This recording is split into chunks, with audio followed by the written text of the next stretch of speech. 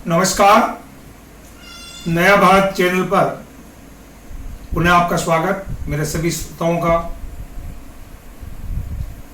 जो मुझे रेगुलर सुनते हैं, अपने विचार रखते हैं। बंधुओं, समय अनुसार हम नए नए टॉपिक लेकर आ रहे हैं।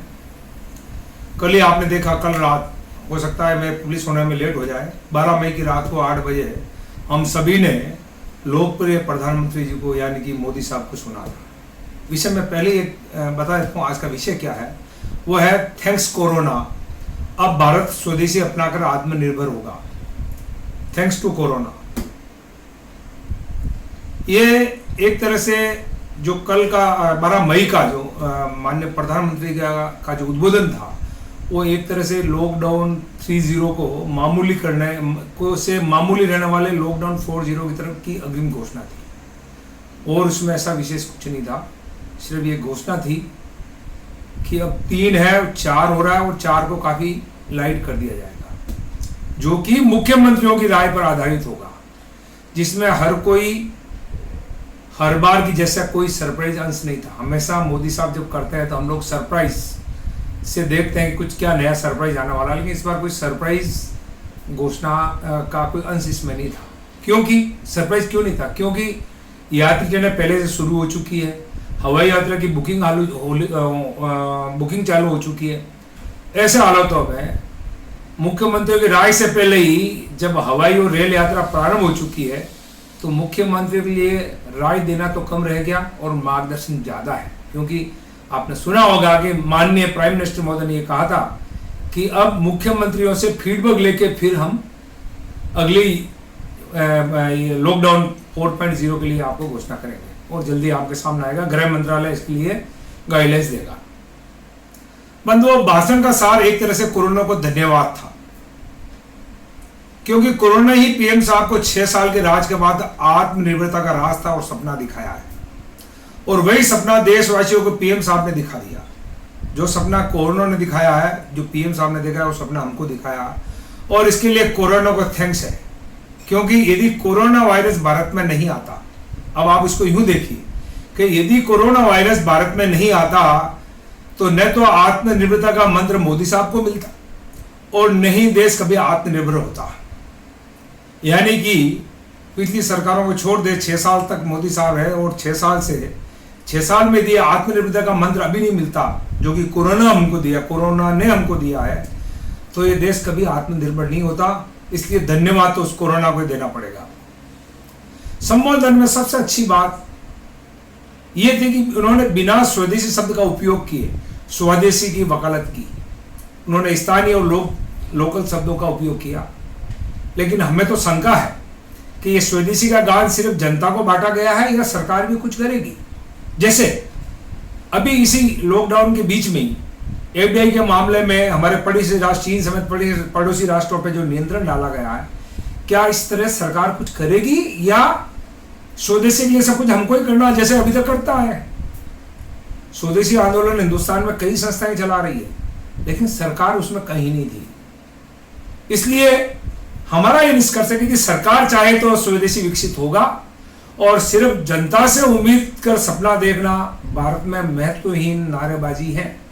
यदि आप खाली नारेबाजी कर रहे हैं और उम्मीद करके हमको सपना दिखा रहे हैं तो कोई मतलब नहीं है, सिर्फ नारेबाजी है। इस उद्बोधन में मोदी साहब का आत्मविश्वास इतना ऊंचा था कि मानो अगले कुछ दिनों में वित्त मंत्री निर्मला द्वारा 20 लाख करोड़ के पैकेज की घोषणा होते ही देश से लॉकडाउन की काली छाया समाप्त हो जाएगी। इस तरह से वो थे कि हम 20 लाख की घोषणाएं कर रहे हैं। और मुझे ऐसा लगा कि उस ढंग से घोषणाएं होगी जैसे बस जो घोषणाएं हुई निर्मला जी करेगी और सब कुछ समाप्त, सब कुछ नॉर्मल हो जाएगा देश, और देश एकदम आत्मनिर्भर हो जाएगा। और शायद इसीलिए आपने देखा होगा, सुना होगा, ध्यान किया होगा, भाषण के अंत में पीएम साहब ने देश के नागरिकों को देश की भावी आत्मनिर्भरता के लिए अग्रिम शुभकामनाएं दी है। तो थैंक्स किसका बनता है?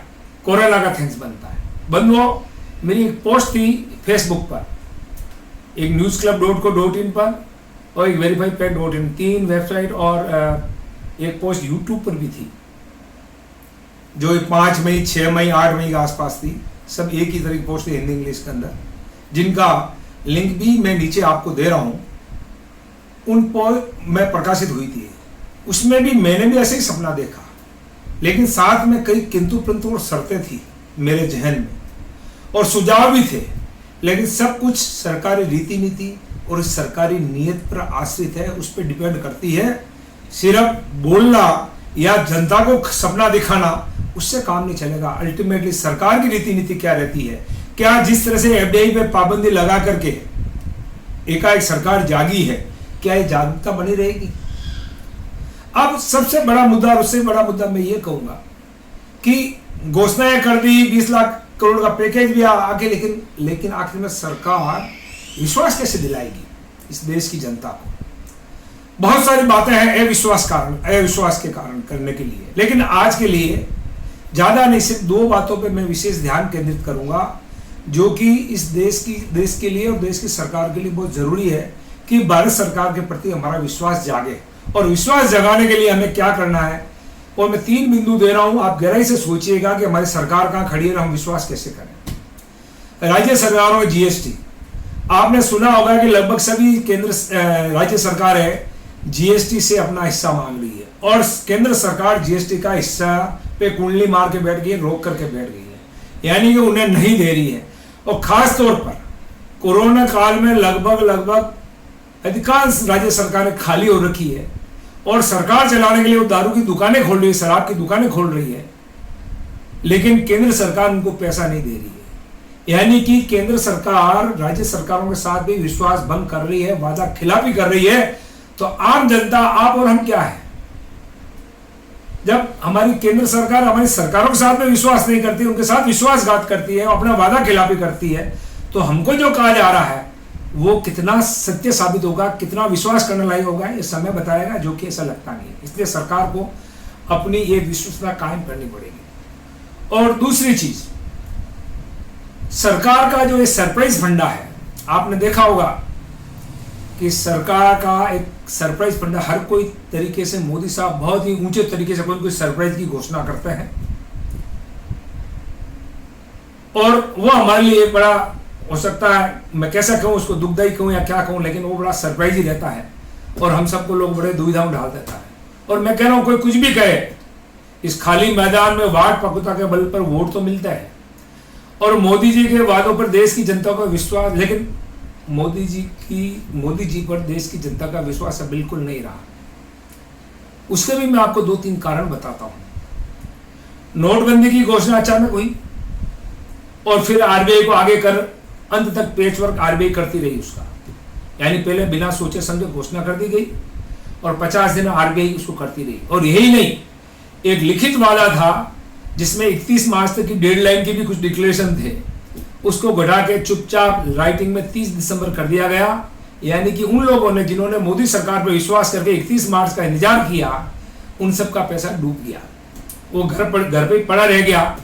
वो आदमी कैसे विश्वास करेगा? और ये आप और जो हम भुगतभोगी नहीं भी हो, हमें कैसे विश्वास होगा कि जो मोदी सरकार लिखित में दे रही है वो भी वादा पूरा नहीं करती है, तो अचानक जो घोषणाएं की जाती है उनका कैसे विश्वास कर लिया जाए कि उनका अच्छा रिजल्ट आएगा?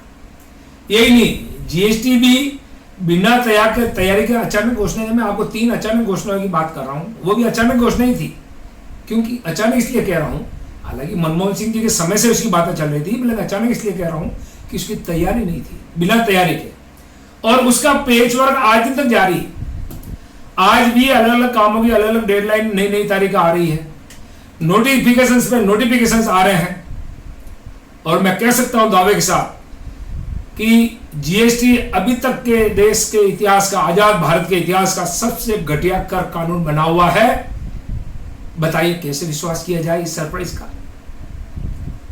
और तीसरा सरप्राइज जो ताजा है कि बिना राज्य सरकारों, बिना राज्य प्रशासनों की राय लिए, उनको विश्वास में लिए, देश में अचानक लॉकडाउन लगा दिया, और बाद में नए नए आदेश और स्पष्टीकरण आते रहे, और आज अब जब वापस ढीला करने की समय आया या उसको खोलने का समय आया, तो राज्य सरकार से राय ले रहे हैं। आप देखिए, जब किया था किसी की राय नहीं ली गई, और जब कर अब काम पूरा कंट्रोल में नहीं है, मैं कहूंगा नियंत्रण में नहीं है, स्थितियां उतनी अच्छी नहीं है, तो क्या हो रहा है, अब उनकी राय ली जा रही है। तो प्रश्न यही उठता है कि मोदी जी की कार्यशैली में से ऊंचाई के साथ देश को सरप्राइज देने वाला एलिमेंट कब खत्म होगा। एक साथ ऊंचाई बहुत बड़ी बात रखी जाती है ये सरप्राइज के साथ में, ये सरप्राइज वाला एलिमेंट कब खत्म होगा। जब तक सब कुछ ऐसे ही चलता रहेगा और देश को सपने दिखाते रहेंगे और नए नए सरप्राइज, नए नए सपने से पुराने सपनों को बुला दिया जाता रहेगा, ऐसा ही होता रहेगा। बंधुओं, 20 लाख करोड़ के पैकेज में से किसको कितना कब और कैसे मिलेगा जल्दी सामने होगा, क्योंकि इसकी घोषणा निर्मला जी करेगी, पीएम साहब ने नहीं की। और 20 लाख करोड़ में जो पहले घोषित जितने भी पैकेज थे वो सम्मानित कर लिए गए। लेकिन मैं ये कहना चाहूंगा जो पहले वाले पूर्व में घोषित पैकेज हैं वो अभी तक धरातल पे कितना असर दिख रहा है उनका। आप खुद राजनीति से अलग रख के सोचिए कि वो पैकेज क्या है, उसका धरातल पर असर क्या है। साथ ही जब तक व्यापार वाणिज्य से जुड़े मध्य और निम्न वर्ग और मजदूर और कामगार वर्ग में मोदी जी को सरप्राइज एलिमेंट की आशंकाएं समाप्त नहीं होगी। हमें हमेशा शंकित रहते हैं और नीतियों में स्थायित्व का विश्वास नहीं होगा। हमें जब तक ये भरोसा नहीं होगा कि मोदी जी जो बोल रहे हैं वो स्थायी है, कल चेंज नहीं होगा, देश को कभी भी आत्मनिर्भरता हासिल नहीं हो सकती। क्योंकि ये दोनों ही वर्ग जो बहुत बड़े वर्ग हैं तो आशंकित होकर एक तरह सोचने लग गया है कि आज मोदी जी किन शब्दों के साथ उद्बोधन शुरुआत करेंगे, भाइयों और बहनों कहेंगे, मित्रों कहेंगे, तो उन शब्दों का, शुरुआत के शब्दों का क्या अर्थ होगा, उनका क्या सार होगा। यानी कि हम कितने आशंकित हैं, ये हमारे प्राइम मिनिस्टर साहब को सोचना चाहिए कि हमारा देश कितना आशंकित है।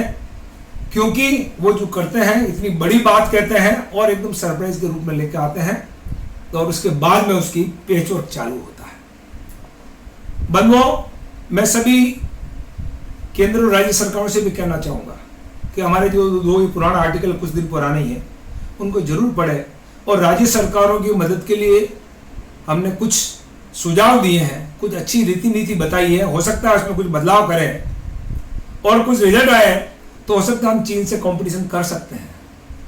और ऐसा नहीं करेंगे तो मैं नहीं सोचता हूं कभी हम चीन से भी कंपटीशन कर पाएंगे या हम कभी आत्मनिर्भर भी हो सकते हैं। ये बात हमें समझने की जरूरत है और ये बात मैं आप सबसे बताना चाह रहा था।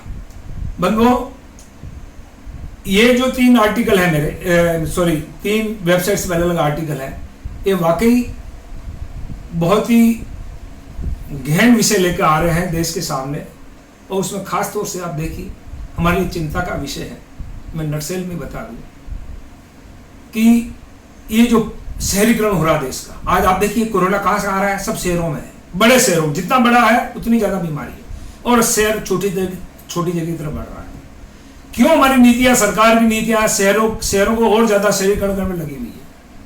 क्यों नहीं ग्रामोन्मुख किया जाए, गांवों की तरफ मोड़ा जाए? क्यों अभी भी प्लांट फैक्ट्रियां सारी शहरों के आसपास ही हो रही है? क्यों नहीं उनको शहरों से दूर दराज किया जाए? क्यों नहीं गांवों की तरफ मोड़ा जाए?